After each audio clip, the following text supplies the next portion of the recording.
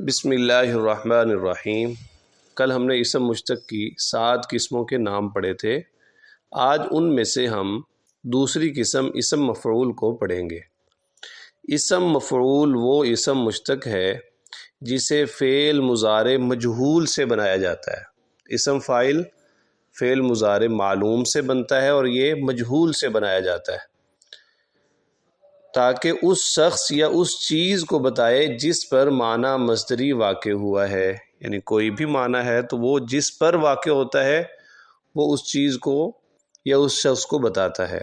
جیسے منصور، مدد کیا ہوا ایک مرد، یعنی جس شخص کی مدد کی گئی ہے اس شخص کا وہ بتا رہا ہے۔ ایسے ہی مکتوب، لکھی ہوئی ایک چیز، یعنی لکھنا جس کے اوپر واقع کیا گیا ہے وہ چیز۔ ثلاثی مجرد کے ابواب میں اسم مفعول مفعول کے وزن پر آتا ہے، جیسے کہ اسم فاعل فاعل کے وزن پہ آتا ہے تو بالکل اسی طرح یہ مفعول کے وزن پر آتا ہے۔ جیسے ینصر سے منصور، ایسے ہی یکتب سے مکتوب۔ تو ثلاثی مجرد کے علاوہ بقیہ جو تمام ابواب ہیں ان سے اسم مفعول ان کے فعل مضارع مجہول کے وزن پر آتا ہے۔ بس فرق یہ ہوتا ہے کہ شروع میں یا علامت کو دور کر کے اس کی جگہ میم لگا دیتے ہیں، اور میم بھی مضموم یعنی پیش والی، اور آخری حرف پر ہم تنوین لگا دیں گے، جیسے یکرم سے مکرم، ایسے ہی یدحرج سے مدحرج۔ تو اسم مفعول میں آخر سے پہلے حرف پر زیر دی جاتی ہے، تو اس پہ زیر نہیں دی جانی بلکہ یہ پہلے سے ہی اس کے اوپر تقریباً زبر ہوتی ہے۔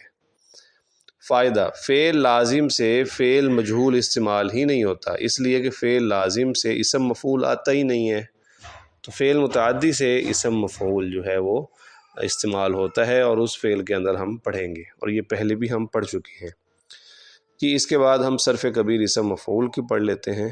منصور بروزن مفعول، مدد کیا ہوا ایک مرد، تثنیہ کا صیغہ ہے منصورانی منصورینی، مدد کیے ہوئے دو مرد۔ ایسے ہی منصورون منصورین، تو یہ جمع۔ پھر اس کے بعد مؤنث کے منصورۃ منصورتانی منصورتین، جمع مؤنث منصورات۔ اس کے بعد جمع مکسر ہے مناصیر بروزن مفاعیل۔ امید ہے آج کا سبق سمجھ آیا ہوگا۔ جزاکم اللہ خیرہ۔